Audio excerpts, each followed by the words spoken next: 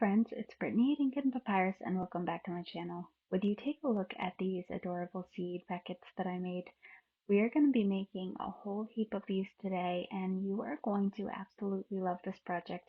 I can't tell you how many times I've seen people buy seed packets, and sure, if that's what floats your boat, go right on ahead, but we are going to make some cuter than you could ever buy at the store and we are going to have so much fun doing it. You see, this project came to me after I did a recent video where I made a whole bunch of embellishments using seed catalogs. One of those embellishments was seed packets, but by the end of the video I thought how fun would it be, instead of just pasting images of fruits, vegetables, and flowers onto the seed packets, how cool would it be if we painted our own? And I started loosely watercolor painting fruits, vegetables, and flowers on the seed packets, and it kind of evolved from there. So, for our sake, let's just take a look at these seed packets and remind yourself what a basic seed packet looks like.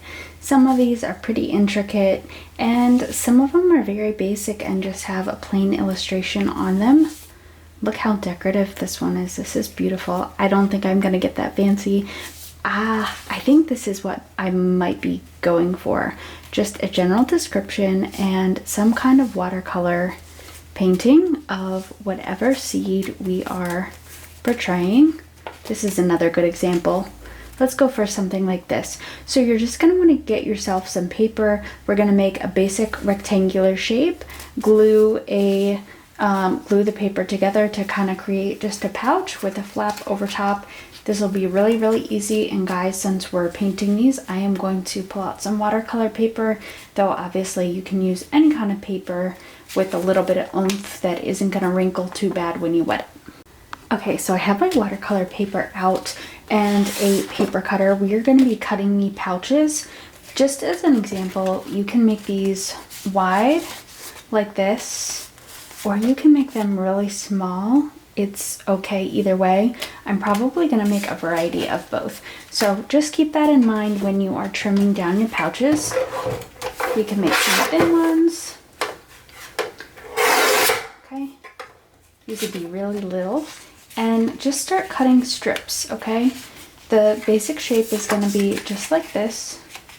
So I actually thought that was really small, and it turns out it's not. So let's make a little mini strip. This is more mini. Okay, see how easy these will come together? I'll make some larger ones. This will give us a pretty wide base to paint on. Okay, and I'm going to show you with just a couple of alterations how we're going to make these look a little bit more like a seed packet. Alright, see? Alright, I think this will do. This will give us 4 seed packets to begin with. Okay, so we're going to start putting these together. So as for the structure of your seed packet, we are simply going to be either gluing or sewing this little flap. This is going to be the base, and then we are going to shape the top. So you can have the shape of the top be very simple. You can have it just be, you can actually leave it square just like this, or we can come in and do something a little bit more fancy with it. All you're going to do is fold it on itself, and then you're going to cut whatever design you want, and this will make it, you know, symmetrical. So just like this, we can just give it a little bit of a round edge here. And here we go. So you can, whatever, and that actually looks to me a lot more like a seed packet. So you can go ahead and just create any kind of design you would like. Just make sure they're lined up. Let's see. Oops.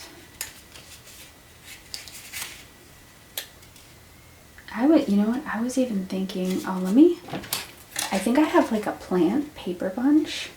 That might look really cute. We can actually punch a shape in here. I think that would be darling. So there are all different kinds of ways you can customize these. you know, some of them can be very basic and look very much like a seed packet. But if you want to get fancy with it, you know, others can be very kind of whimsical and obviously not look anything like, you know, a seed packet that you would buy at the store, and that's okay. I think these are going to end up really, really cute. Do like a wavy, like a little doily kind of shape. You could even decorate the top with a doily. See? Oh, you never really know how it's going to look until you unfold it.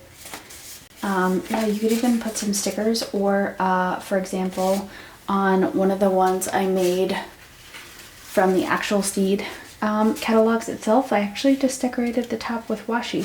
So all you're gonna do, if you want to go that route, is take some glue stick. Obviously you would probably not want it to be this complicated because you'll have to cut along here the excess washi, but just take glue stick, and this would be a good one to do it on. Glue stick, washi, and then just trim the excess, and you'll have yourself a little washi tape pouch. And if you're anything like me, you've hoarded enough washi tape that it doesn't matter what color of flower or theme you're going for, you have a matching washi tape to go, most likely.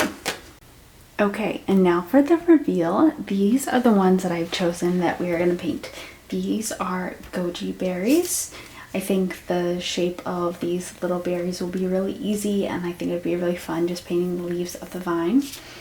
These are Georgia Peach Pie flowers.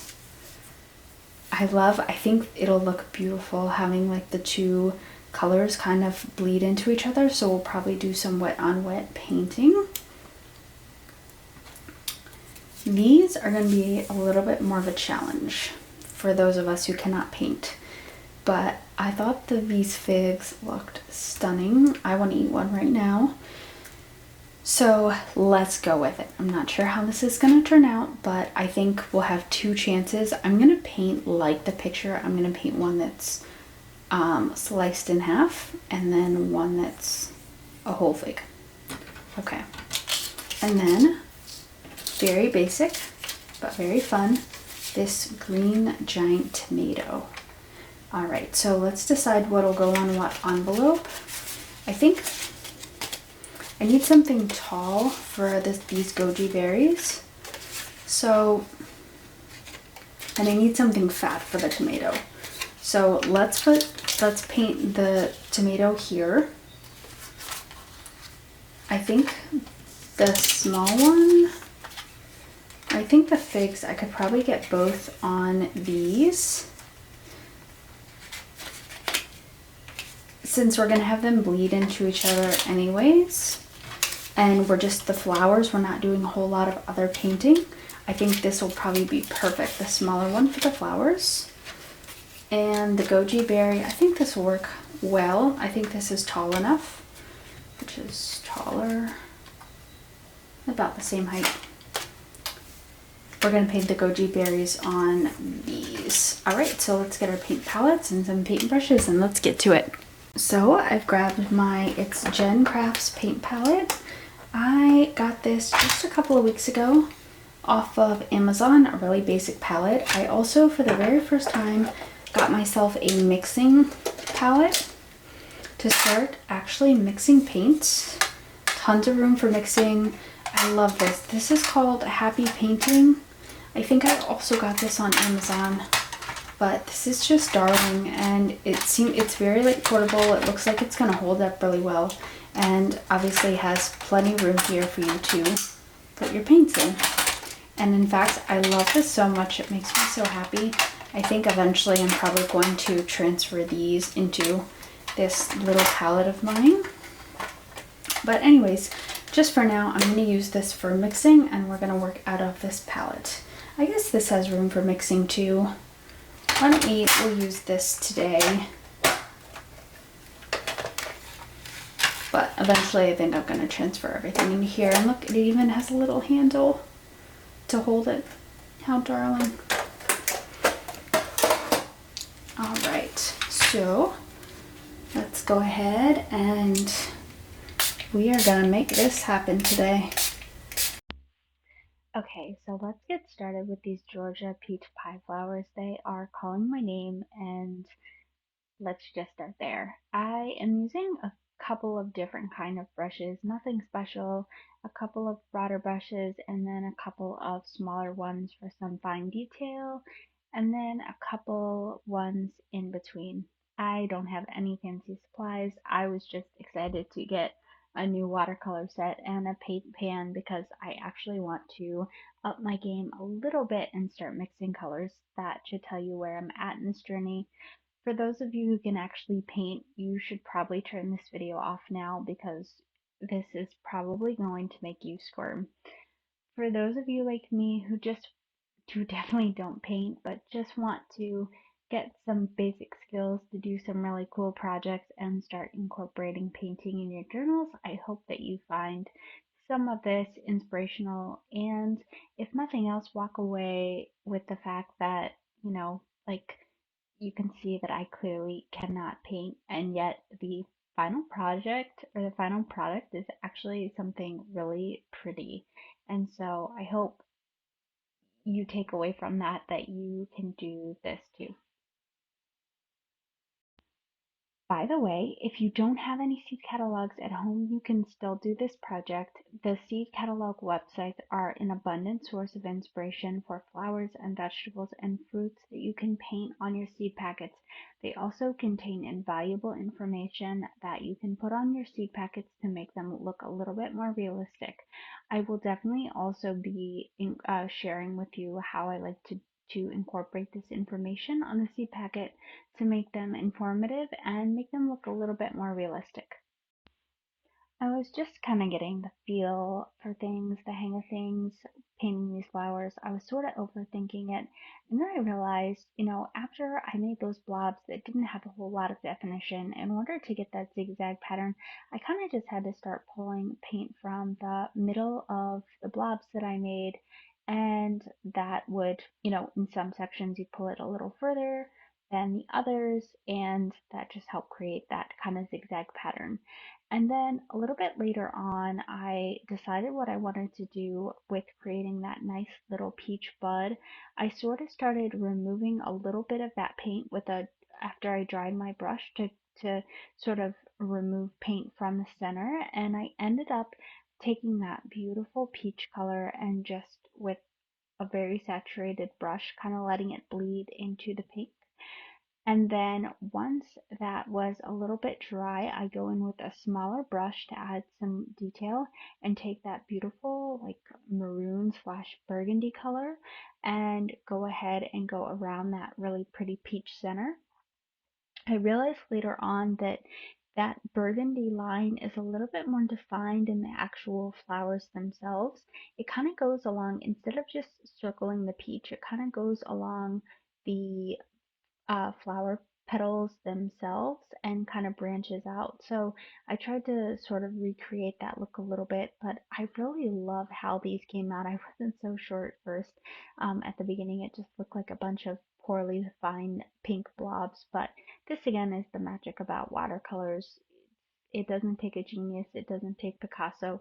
You can still end up with something beautiful. I would encourage you just try not to overwork your paints. That's something that I'm very guilty of myself. Just kind of let it be, let things bleed into each other a little bit. Leave some white space. It kind of gives the flowers or anything you're painting dimension and sort of gives it that illusion of light shining in certain areas, which we'll talk a little bit later when I paint that tomato, which I believe is up next. All right, so another relatively easy thing to paint, this beautiful green tomato. There's not a whole lot of, genius to the shape of a tomato, and there were a lot of different colors of greens and yellows in the tomato, and I wanted it to blend really nicely together and have the recreate those really pretty highlights. So I did wet on wet here. I put a bunch of, for those who don't know, you're simply just putting a bunch of water down in the general shape you want to paint and then going over it again with a wet brush with paint on it. And I just started with some yellows and went around the general outline of what the tomato was going to be and started bleeding in some darker greens. I love that I did it this way. You'll see in a little bit, I do have some trouble at the very top of the tomato where it is pruned or the stalk per se. There's some folds, some lines that come in to where the tomato kind of meets the stalk, and I was having a hard time creating that. I eventually kind of just settled in on starting to make the stalk at the top with that nice brown color, and eventually I sort of recreate those folds with a darker green and go down the tomato with some darker green lines, and then once that dries up a little bit, I kind of come over the lines with a wet brush, just with water on it, and kind of blur it into the tomato so it doesn't look too overdone or the lines don't look too harsh. And I don't know, I still feel like there's some things I wish I would have done differently. I think that's where the actual learning watercolors comes in to give it that dimension and really understanding highlighting and techniques like that that I just don't quite have yet. But overall, I am pleased with how this came out. I think you just have to paint a lot more and just be, be okay with making mistakes and take the time to actually learn the concepts of watercolor painting. All right, so another relatively easy thing to paint, this beautiful green tomato. There's not a whole lot of, genius to the shape of a tomato, and there were a lot of different colors of greens and yellows in the tomato, and I wanted it to blend really nicely together and have the recreate those really pretty highlights. So I did wet on wet here. I put a bunch of, for those of you who don't know, you're simply just putting a bunch of water down in the general shape you want to paint and then going over it again with a wet brush with paint on it. And I just started with some yellows and went around the general outline of what the tomato was going to be and started bleeding in some darker greens. I love that I did it this way. You'll see in a little bit, I do have some trouble at the very top of the tomato where it is pruned or the stalk per se. There's some folds, some lines that come in to where the tomato kind of meets the stalk, and I was having a hard time creating that.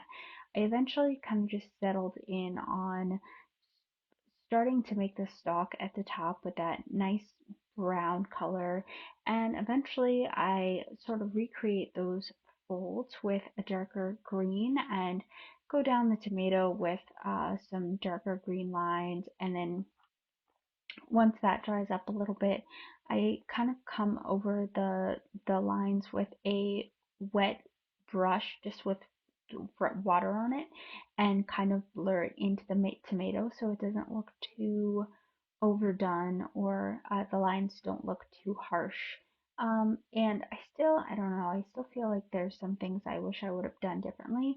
I think that's where the actual learning watercolors comes in to give it that dimension and really understanding highlighting and techniques like that that I just don't quite have yet. But overall, I am pleased with how this came out. I think you just have to paint a lot more and just be, be okay with making mistakes and take the time to actually learn the concepts of watercolor painting.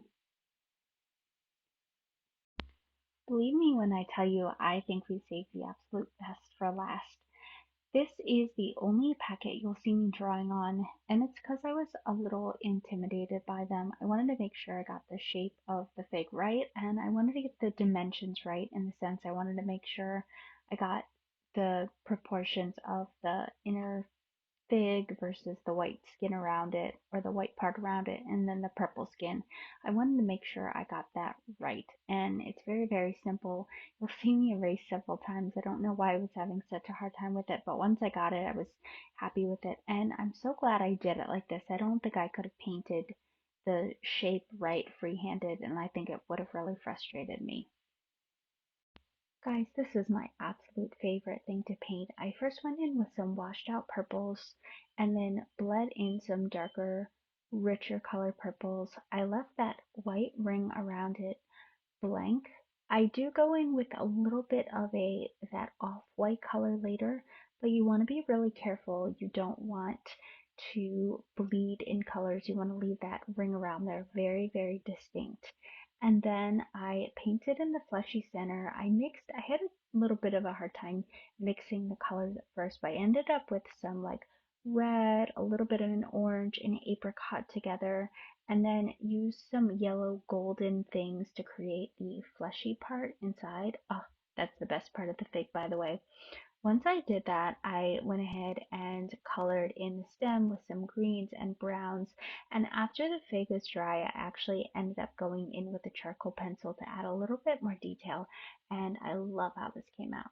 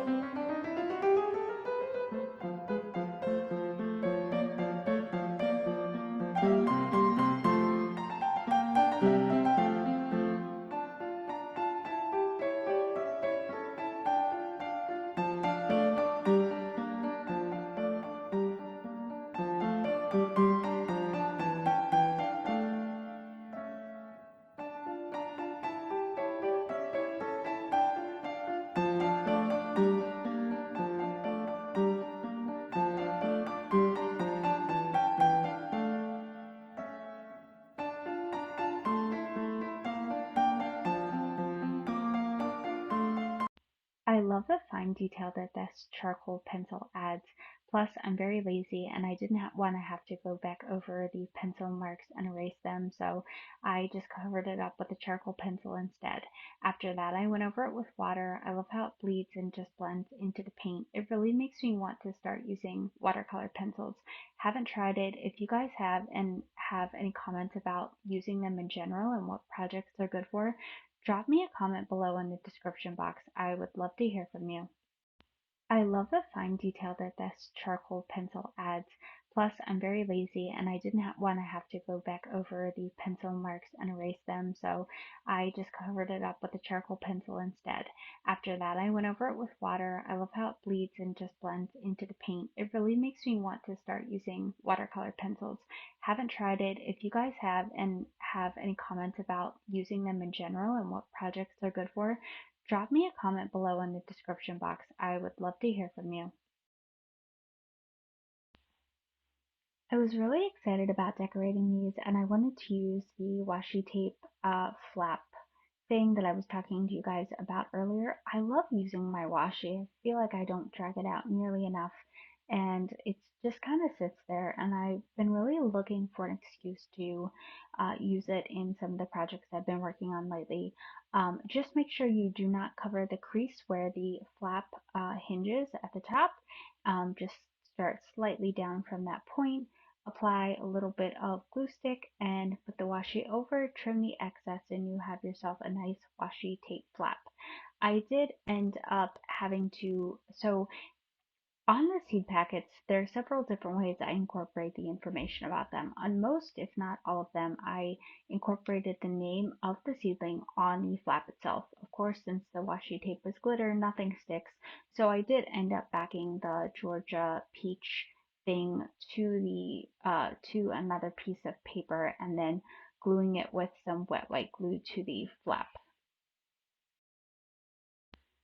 So there are a lot of different ways you can incorporate information about the seedlings.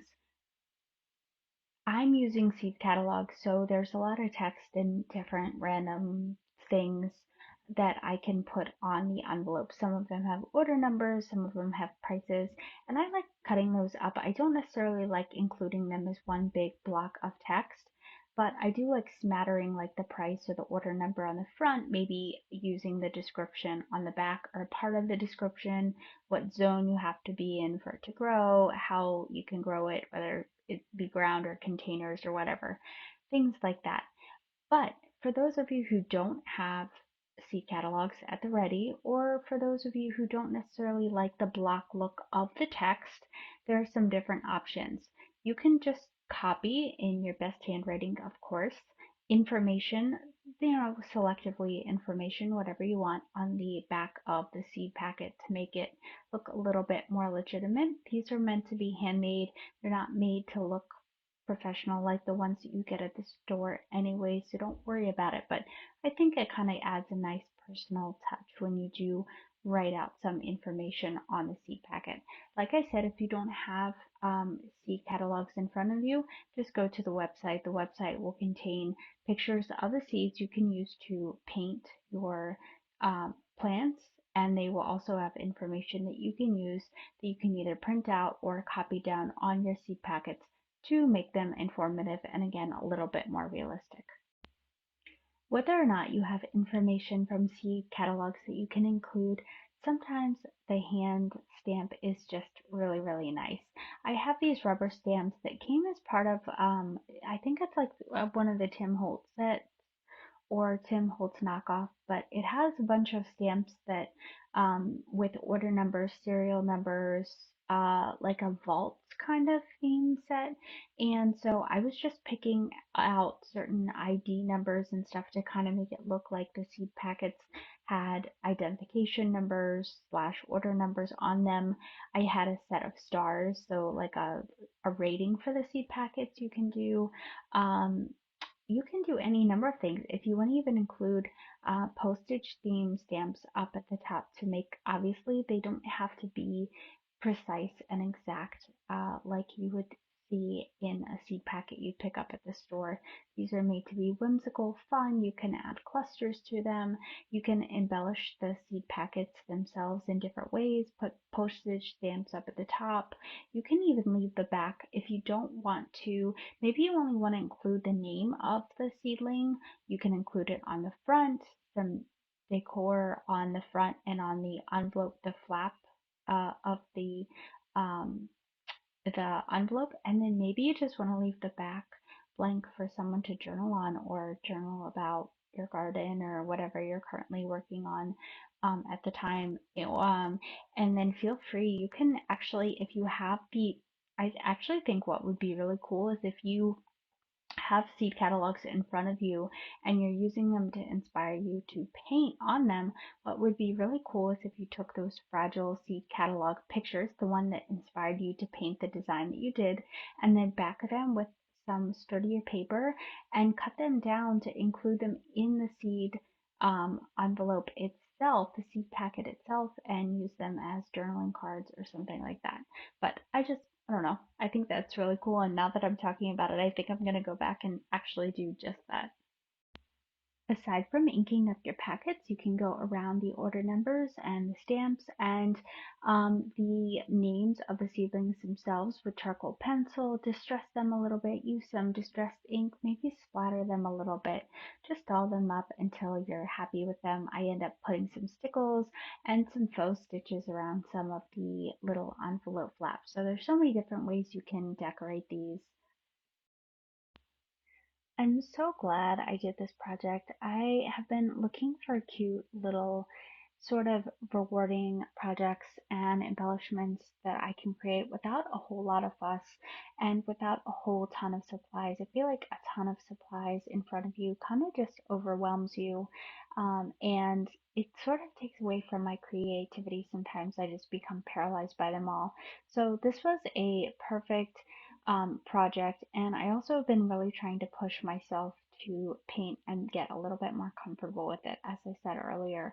I hope you guys enjoyed this as much as I did. Again, I will link the seed catalog websites down below. Check them out.